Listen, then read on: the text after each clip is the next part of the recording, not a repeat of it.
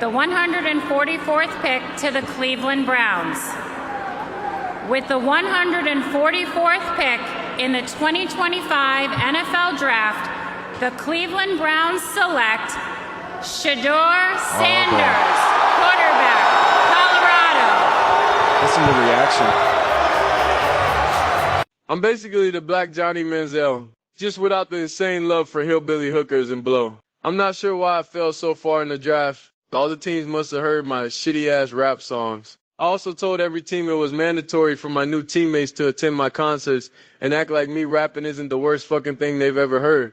It just now occurred to me that maybe I shouldn't have been an arrogant prick to everyone I met. I never thought my rap career would be just as bad as my football career. I'm very special. And when I say special, I mean I'm just a massive jackass that nobody other than my family wants to be around. I'm such an asshole that even the XFL don't want my ass. I don't care though. Maybe I'll get drafted in that new women's flag football league. I wouldn't even have to change my name.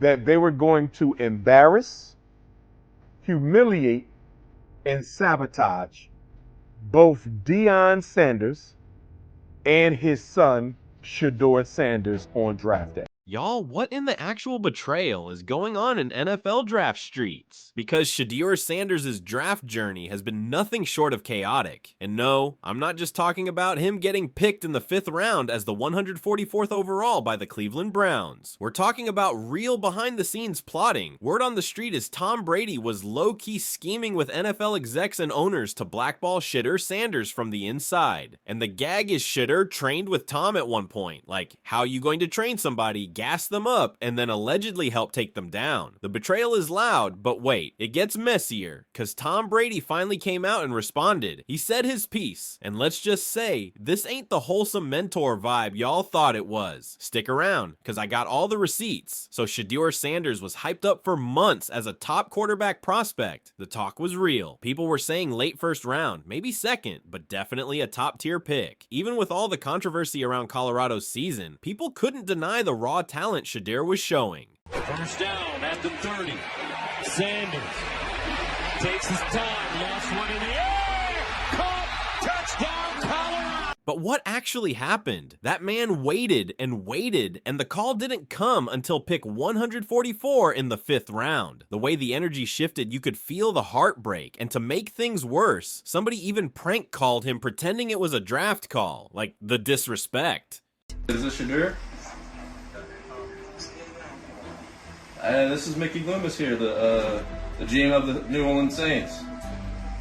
How you doing? Now, here's where it gets spicy. People immediately started side-eyeing Tom Brady. Why? Because not only did Tom train with Shadeur before the draft, but he also allegedly had a hand in advising NFL owners and execs. He may have been sitting at the table where Shadeur's fate was decided. Now listen, if you know Skip Bayless, you know he's practically Tom Brady's #1 fanboy. Like, that man never says a bad word about him. So when Skip hopped online and tweeted this, how could Tom Brady's team pass on Shadeur again and again and again? Brady reportedly coached Shadeur. Brady reportedly was involved in Raiders draft decision making. Yeah, that tweet sent shockwaves. The fact that even Skip was calling Brady out, it tells you how off this whole situation felt. And people online were eating it up, speculating that maybe Brady used that little training session to size Shadeur up, then snitched to the NFL decision makers. Messy? Yes. Far-fetched? Not really. So here's another angle people are talking about. The cocky label Shadeur's been slapped with.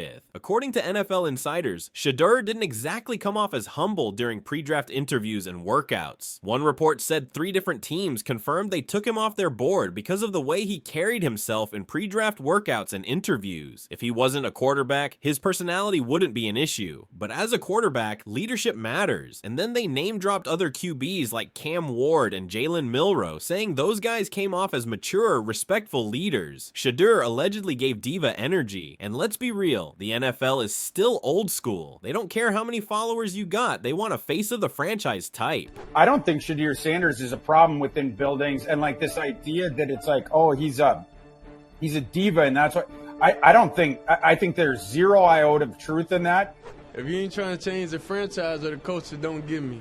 So you should know history repeats itself over and over and over, and I've done it over and over and over, so it should be no question why an NFL franchise should pick me. You think I'm worried about what critics say or what people gotta say? You know who my dad is?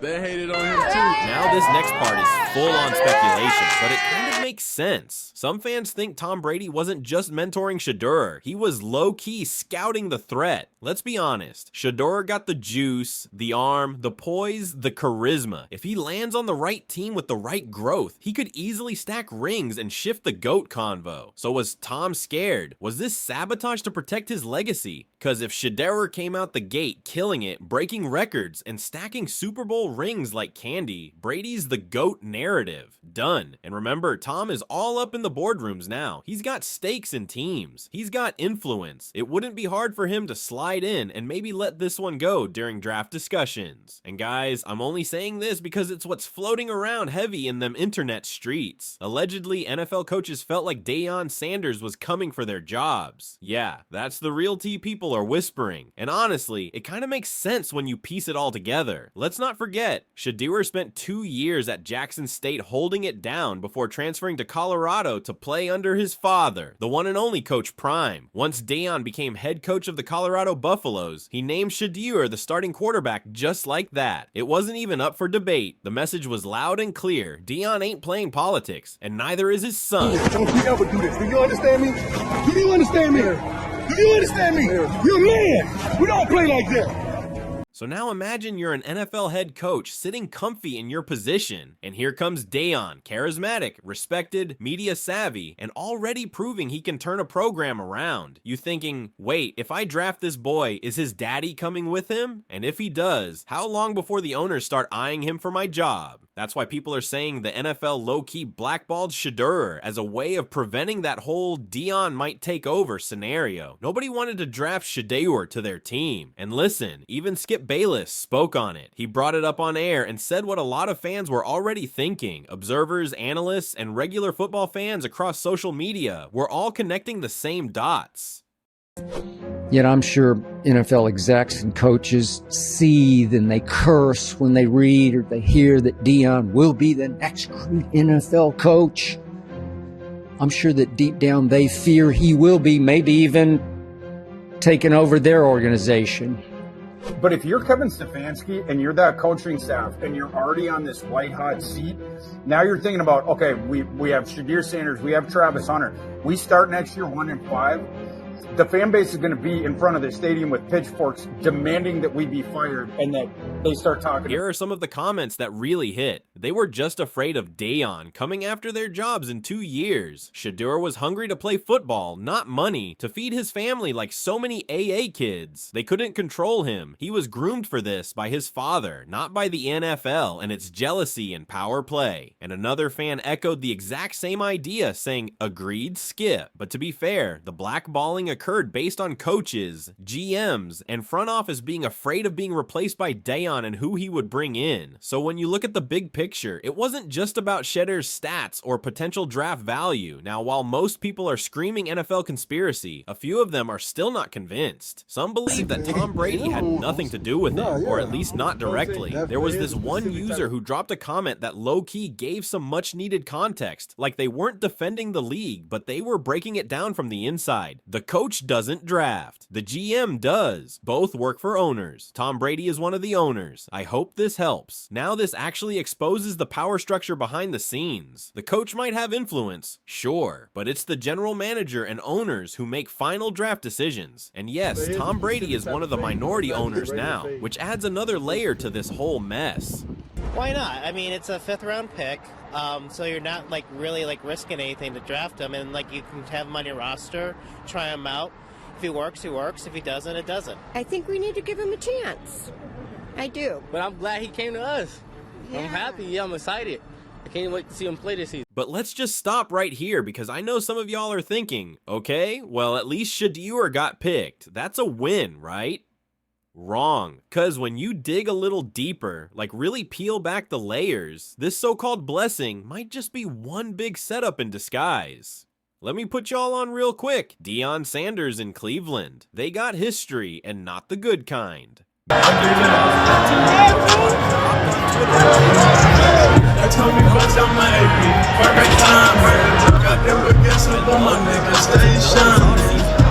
a young QB. Ain't no way I'm going to Cleveland. I would pull an Eli Manning if possible. The shade jumped out. Not only did he say he wouldn't let a young QB go there, but he literally referenced Eli Manning refusing to play for the Chargers. That's legendary level shade, y'all. So now fast forward to today, and Shadeur ends up with the Browns. Like, make it make sense, because allegedly Tom Brady and the higher-ups knew all about this tweet. I mean, how could they not? It was public. It's been circulating for years. And don't even get me started on how Cleveland fans feel about their team. These fans are loyal and petty. Best believe that once Shadeur steps on that field, he's not just playing football, he's walking into boos, side eyes, and a crowd that might already have their mind made up just because of who his father is. So what looked like a pity pick from the Browns might actually be one big dramatic chess move. And speaking of game time, the plot thickens because their main quarterback Deshaun Watson is out for the season due to injury. So of course people start thinking this is Deion's time to shine through Shadeur. Maybe he'll start. Maybe it'll be a Cinderella story, right? Well, maybe not. Because allegedly, yes, allegedly the plan is to start Shadeur, let him flop and humiliate him with the boos, while all coaches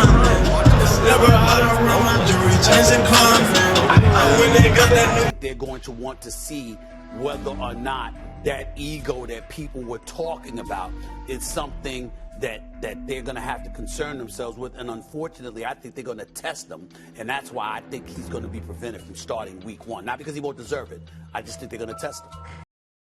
And let's say they don't start him. Let's say they throw Shadeur into a QB Hunger Games situation, forcing him to compete against 4 other quarterbacks. I'll break that QB room down real quick. We got Dillon Gabriel from Browns already, Cam Miller, Dillon Gabriel, Joe Flacco, Kenny Pickett. Wait, adjusting. Dillon Gabriel from Oregon, 3rd round. Joe Flacco, the veteran, still hanging around like your ex who won't delete your number. Kenny Pickett, fresh from Pittsburgh, trying to revive his career. And now, Shadeur Sanders. So the Browns now got 5 QBs on the roster. Like, what are we even doing at this point? And you already know Twitter caught it immediately. Browns selected 2 QBs this draft and now have 5 QBs on the roster. This team is a disaster. The disaster is real, and it's looking like Shadeur, despite all his talent, was set up to fail. Not even Dr. Umar could sit this one out. He hopped in and brought the race card front and center. According to Umar, the NFL owners, including Commissioner Roger Goodell, allegedly teamed up to humiliate and sabotage Shadeur Sanders. He's saying this wasn't just bad luck or tough competition. He believes this was a calculated, racially motivated takedown of a rising black quarterback linked to one of the most unapologetically black coaches in the game today.